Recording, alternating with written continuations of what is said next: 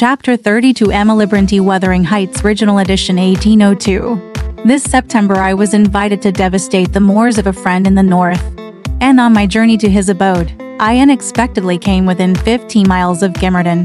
The ostler at a roadside public house was holding a pail of water to refresh my horses, when a cart of very green oats, newly reaped, passed by, and he remarked, "Jans Frau Gimmerton, na, there alles 3 week after other folk w either harvest."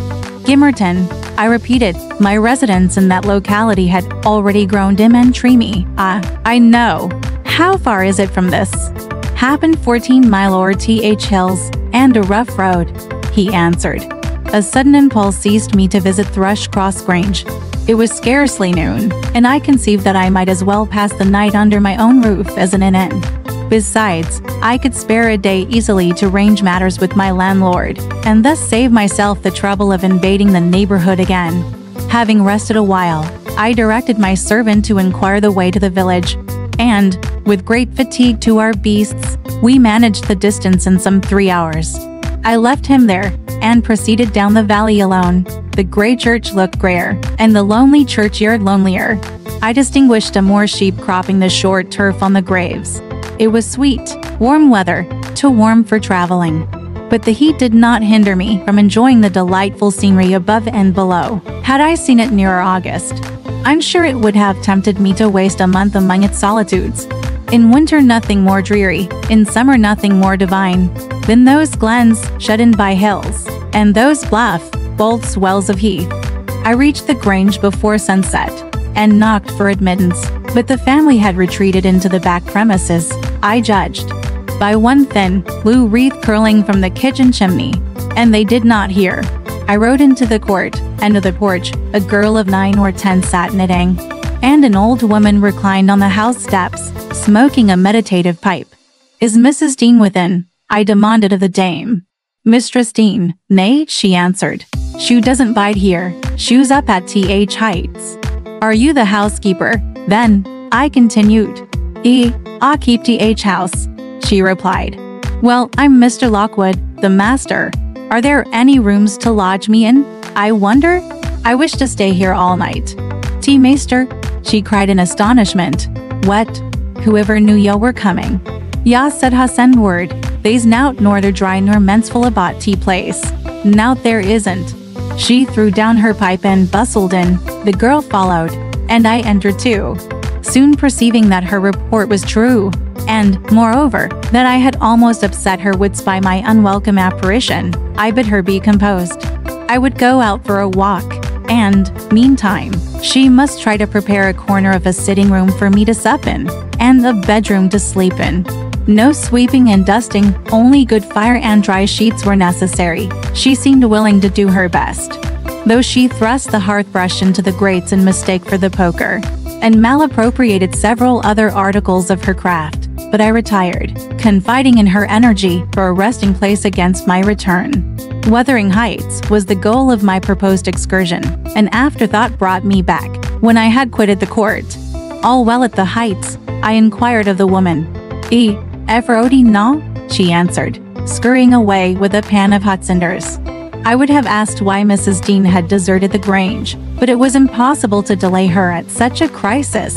So I turned away and made my exit, rambling leisurely along with the glow of a sinking sun behind, and the mild glory of a rising moon in front, one fading, and the other brightening, as I quitted the park, and climbed the stony by-road branching off to Mr. Heathcliff's dwelling.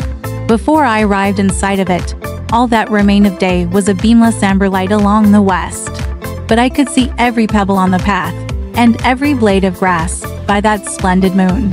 I had neither to climb the gate nor to knock. It yielded to my hand. That is an improvement, I thought, and I noticed another, by the aid of my nostrils. A fragrance of stalks and wallflowers wafted on the air from amongst the homely fruit trees. Both doors and lattices were open, and yet, as is usually the case in a coal district, a fine, red fire illumined the chimney. The comfort which the eye derives from it renders the extra heat endurable. But the house of Wuthering Heights is so large that the inmates have plenty of space for withdrawing out of its influence, And accordingly, what inmates there were had stationed themselves not far from one of the windows. I could both see them and hear them talk before I entered, and looked and listened in consequence, being moved by a mingled sense of curiosity and envy that grew as I lingered. "Contrary," said a voice as sweet as a silver bell. "That for the third time, you dunce. I'm not going to tell you again. Recollect, or I'll pull your hair." "Contrary, then," answered another, in deep but softened tones. "And now, kiss me, for minding so well. No, read it over first correctly, without a single mistake." The male speaker began to read. He was a young man, respectably dressed and seated at a table, having a book before him. His handsome features glowed with pleasure, and his eyes kept impatiently wandering from the page to a small white hand over his shoulder, which recalled him by a smart slap on the cheek whenever its owner detected such signs of inattention. Its owner stood behind her, light, shining ringlets blending, at intervals, with his brown locks, as she bent to superintend his studies. And her face, it was lucky he could not see her face, or he would never have been so steady. I could, and I bit my lip in spite at having thrown away the chance I might have had of doing something besides staring at its smiling beauty. The task was done, not free from further blunders, but the pupil claimed a reward and received at least 5 kisses, which, however, he generously returned. Then they came to the door, and from their conversation I judged they were about to issue out and have a walk on the moors. I supposed I should be condemned inherit honor in Shaw's heart, if not by his mouth, to the lowest pit in the infernal regions. If I showed my unfortunate person in his neighborhood then, and feeling very mean and malignant, I skulked round to seek refuge in the kitchen. There was unobstructed admittance on that side also, and at the door sat my old friend Nellie Dean, sewing and singing a song, which was often interrupted from within by harsh words of scorn and intolerance, uttered in far from musical accents. A.W. Rather, by T.H. Half, have him swearing I my lugs fra morn to neat, nor hearken ya. "Possiver," said the tenant of the kitchen, in answer to an unheard speech of Nellie's. "It's a blazing shame. Ad I cannot open de blessed book, but ya set up them glories to sadden. And all te flaysome wickednesses at iver were born into te world. Oh, y'are a ratin out, and choose another, and that poor lad'll be lost at ween ye, poor lad," he added, with a groan. "He's witched. A.W. sartin own't. O Lord, judge 'em, for they's norther law nor justice among were rulers. No, or we should be sitting in flaming faggots, I suppose," retorted the singer. "But wisht, old man, and read your Bible like a Christian, and never mind me.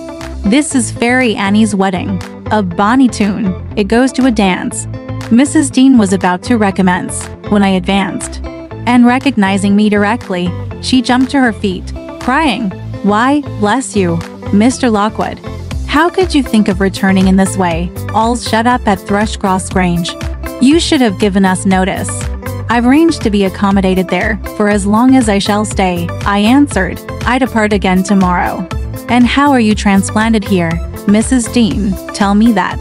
"Zillah left, and Mr. Heathcliff wished me to come, soon after you went to London, and stay till you returned." "But, step in, pray. Have you walked from Gimmerton this evening?" "From the Grange," I replied, "and while they make me lodging room there, I want to finish my business with your master, because I don't think of having another opportunity in a hurry." "What business, sir?" said Nellie, conducting me into the house. "He's gone out at present, and won't return soon." "About the rent," I answered. "Oh, then it is with Mrs. Heathcliff you must settle," she observed. "Or rather with me. She has not learned to manage her affairs yet, and I act for her. There's nobody else." I looked surprised. "Ah, you have not heard of Heathcliff's death, I see," she continued. "Heathcliff dead?" I exclaimed, astonished. "How long ago?" 3 months since. But sit down and let me take your hat, and I'll tell you all about it." "Stop, you have had nothing to eat." "Have you?" "I want nothing. I have ordered supper at home. You sit down too. I never dreamt of his dying. Let me hear how it came to pass. You say you don't expect them back for some time. The young people?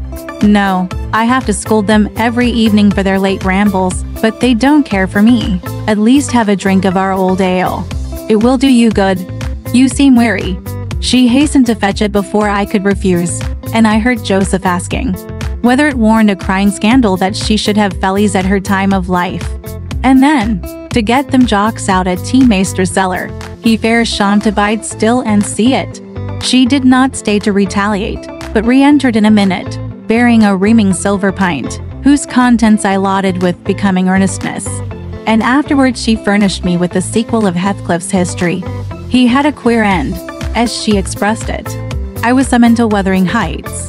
Within a fortnight of your leaving us, she said, and I obeyed joyfully, for Catherine's sake. My first interview with her grieved and shocked me. She had altered so much since our separation. Mer Heathcliff did not explain his reasons for taking a new mind about my coming here. He only told me he wanted me, and he was tired of seeing Catherine. I must make the little parlor my sitting room, and keep her with me. It was enough if he were obliged to see her once or twice a day. She seemed pleased at this arrangement, and, by degrees, I smuggled over a great number of books and other articles that had formed her amusement at the Grange, and flattered myself we should get on in tolerable comfort. The delusion did not last long. Catherine, contented at first, in a brief space grew irritable and restless. For one thing, she was forbidden to move out of the garden, and it fretted her sadly to be confined to its narrow bounds as spring drew on. For another, in following the house, I was forced to quit her frequently, and she complained of loneliness. She preferred quarreling with Joseph in the kitchen to sitting at peace in her solitude. I did not mind their skirmishes, but Hareton was often obliged to seek the kitchen also, when the master wanted to have the house to himself, and though in the beginning she either left it at his approach, or quietly joined in my occupations, and shunned remarking or addressing him, and though he was always as sullen and silent as possible, after a while she changed her behavior, and became incapable of letting him alone, talking at him, commenting on his stupidity and idleness, expressing her wonder how he could endure the life he lived, how he could sit a whole evening, staring into the fire and dozing. He's just like a dog, is he not, Ellen? She once observed, or a cart horse. He does his work, eats his food, and sleeps eternally. What a blank, dreary mind he must have. Do you ever dream, Hareton? And, if you do, what is it about? But you can't speak to me. Then she looked at him, but he would neither open his mouth nor look again. He's, perhaps, dreaming now, she continued. He twitched his shoulder as Juno twitches hers. Ask him, Ellen. Mr. Hareton will ask the master to send you upstairs if you don't behave, I said. He had not only twitched his shoulder but clenched his fist, as if tempted to use it. I know why Hareton never speaks when I am in the kitchen, she exclaimed on another occasion. He is afraid I shall laugh at him. Ellen, what do you think? He began to teach himself to read once, and because I laughed, he burned his books and dropped it. Was he not a fool? Were not you naughty? I said. Answer me that. Perhaps I was, she went on, but I did not expect him to be so silly. Hareton, if I gave you a book, would you take it now? I'll try. She placed one she had been perusing on his hand. He flung it off, and muttered, if she did not give over, he would break her neck. Well, I shall put it here, she said, in the table drawer. And I'm going to bed. Then she whispered me to watch whether he touched it, and departed. But he would not come near it. And so I informed her in the morning. To her great disappointment, I saw she was sorry for his persevering sulkiness and indolence. Her conscience reproved her for frightening him off and proving himself. She had done it effectually, but her ingenuity was at work to remedy the injury, while I ironed, or pursued other stationary employments I could not well do in the parlor. She would bring some pleasant volume and read it aloud to me. When Hareton was there, she generally paused in an interesting part, and left the book lying about. That she did repeatedly. But he was as obstinate as a mule, and, instead of snatching at her bait, in wet weather he took to smoking with Joseph. And they sat like automatons, one on each side of the fire, the elder happily too deaf to understand her wicked nonsense, as he would have called it, the younger doing his best to seem to disregard it. On fine evenings the latter followed his shooting expeditions, and Catherine yawned and sighed, and teased me to talk to her, and ran off into the court or garden the moment I began, and, as a last resource, cried, and said she was tired of living. Her life was useless. Mer Heathcliff, who grew more and more disinclined to society, had almost banished Earnshaw out of his apartment. Owing to an accident at the commencement of March, he became for some days a fixture in the kitchen. His gun burst while out on the hills by himself. A splinter cut his arm, and he lost a good deal of blood before he could reach home. The consequence was that, perforce, he was condemned to the fireside and tranquility, till he made it up again. It suited Catherine to have him there, at any rate. It made her hate her room upstairs more than ever, and she would compel me to find out business below, that she might accompany me. On Easter Monday, Joseph went to Gimmerton Fair with some cattle, and in the afternoon, I was busy getting up linen in the kitchen. Earnshaw sat, morose as usual, at the chimney corner, and my little mistress was beguiling an idle hour with drawing pictures on the window panes, varying her amusement by smothered bursts of songs, and whispered ejaculations, and quick glances of annoyance and impatience, in the direction of her cousin, who steadfastly smoked, and looked into the grate. At a notice that I could do with her no longer intercepting my light, she removed to the hearthstone. I bestowed little attention on her proceedings, but presently I heard her begin, "I've found out, Hareton, that I want, that I'm glad, that I should like you to be my cousin now, if you had not grown so cross to me, and so rough." Hareton returned no answer. "Hareton, Hareton, Hareton, do you hear?" she continued. "Get off WIE, he growled, with uncompromising gruffness. "Let me take that pipe," she said, cautiously advancing her hand and abstracting it from his mouth. Before he could attempt to recover it, it was broken, and behind the fire. He swore at her and seized another. "Stop," she cried. "You must listen to me first. And I can't speak while those clouds are floating in my face. Will you go to the devil?" he exclaimed ferociously, "and let me be." "No," she persisted, "I won't. I can't tell what to do to make you talk to me. And you are determined not to understand.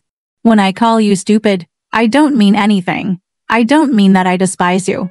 Come, you shall take notice of me. Hareton, you are my cousin, and you shall own me. I shall have naught to do WIU and your mucky pride, and your damned mocking tricks," he answered. "I'll go to hell, body and soul, before I look sideways after you again. Side out OT gate. Now, this minute." Catherine frowned, and retreated to the window seat chewing her lip, and endeavoring, by humming an eccentric tune, to conceal a growing tendency to sob. "You should be friends with your cousin, Mr. Hareton," I interrupted, "since she repents of her sauciness. It would do you a great deal of good. It would make you another man to have her for a companion." "A companion?" he cried, "when she hates me, and does not think me fit to wipe her shoon. Nay, if it made me a king, I'd not be scorned for seeking her goodwill any more." "It is not I who hate you, it is you who hate me," wept Cathy, no longer disguising her trouble. "You hate me as much as Mr. Heathcliff does, and more." "You're a damned liar," began Earnshaw. "Why have I made him angry? By taking your part, then, 100 times. And that when you sneered at and despised me, and go on plaguing me, and now step in yonder, and say you worried me out of the kitchen." "I didn't know you took my part," she answered, drying her eyes, "and I was miserable and bitter at everybody. But now I thank you, and beg you to forgive me. What can I do besides?" She returned to the hearth, and frankly extended her hand. He blackened and scowled like a thundercloud, and kept his fists resolutely clenched, and his gaze fixed on the ground. Catherine, by instinct, must have divined it was obdurate perversity, and not dislike, that prompted this dogged conduct. For, after remaining an instant undecided, she stooped and impressed on his cheek a gentle kiss. The little rogue thought I had not seen her, and, drawing back, she took her former station by the window, quite demurely. I shook my head reprovingly, and then she blushed and whispered, Well, what should I have done, Alan? He wouldn't shake hands, and he wouldn't look. I must show him some way that I like him, that I want to be friends. Whether the kiss convinced Hariton, I cannot tell. He was very careful, for some minutes, that his face should not be seen, and when he did raise it, he was sadly puzzled where to turn his eyes. Catherine employed herself in wrapping a handsome book neatly in white paper, and having tied it with a bit of riband, and addressed it to Mr. Hariton Earnshaw. She desired me to be her ambassadress, and convey the present to its destined recipient. And tell him, if he'll take it, I'll come and teach him to read it right, she said. And, if he refuse it, I'll go upstairs and never tease him again. I carried it, and repeated the message, anxiously watched by my employer. Hariton would not open his fingers, so I laid it on his knee. He did not strike off, either. I returned to my work. Catherine leaned her head and arms on the table, till she heard the slightest rustle of the covering being removed. Then she stole away, and quietly seated herself beside her cousin. He trembled, and his face glowed. All his rudeness and all his surly harshness had deserted him. He could not summon courage, at first, to utter a syllable in reply to her questioning look, and her murmured petition. Say you forgive me, Hariton, do. You can make me so happy by speaking that little word. He muttered something inaudible. And you'll be my friend? Added Catherine interrogatively. Nay, you'll be ashamed of me every day of your life, he answered. And the more you know me. And I cannot bide it. So you won't be my friend? She said, smiling as sweet as honey, and creeping close up. I overheard no further distinguishable talk, but, on looking round again, I perceived to such radiant countenances bent over the page of the accepted book, that I did not doubt the treaty had been ratified on both sides, and the enemies were, thenceforth, sworn allies. The work they studied was full of costly pictures, and those in their position had charm enough to keep them unmoved till Joseph came home. He, poor man, was perfectly aghast at the spectacle of Catherine, seated on the same bench with Hariton Earnshaw, leaning her hand on his shoulder, and confounded at his favorite's entrance of her proximity. It affected him too deeply to allow an observation on the subject that night. His emotion was only revealed by the immense sighs he drew, as he solemnly spread his large Bible on the table, and overlaid it with dirty banknotes from his pocketbook, the produce of the day's transactions. At length, he summoned Hariton from his seat. "Tak these into tea, meester, lad," he said, "and bide thar. AW's gang up to my own rom. This hoyle's norther mensful nor seemly for us. We mun side out and search another." "Come, Catherine," I said, "we must side out too. I've done my ironing. Are you ready to go?" "It is not 8 o'clock," she answered, rising unwillingly. "Hariton, I'll leave this book upon the chimney-piece, and I'll bring some more tomorrow." "Ony books at ya leave, us'll tak into th house," said Joseph, "and it'll be mitch if y'all find 'em agin. So, ya ma plas your soul." Kathy threatened that his library should pay for hers, and, smiling as she passed Hariton, when singing upstairs, lighter of heart, I ventured to say, than ever she had been under that roof before, except, perhaps, during her earliest visits to Linton. The intimacy thus commenced grew rapidly, though it encountered temporary interruptions. Earnshaw was not to be civilized with a wish, and my young lady was no philosopher, and no paragon of patience, but both their minds tending to the same point, one loving and desiring to esteem, and the other loving and desiring to be esteemed. They contrived in the end to reach it. You see, Mr. Lockwood, it was easy enough to win Mrs. Heathcliff's heart. But now, I'm glad you did not try. The crown of all my wishes will be the union of those two. I shall envy no one on their wedding day. There won't be a happier woman than myself in England. Alright, this part of the story ends here. Want to know what happened next? Let's listen to the breakdown next time.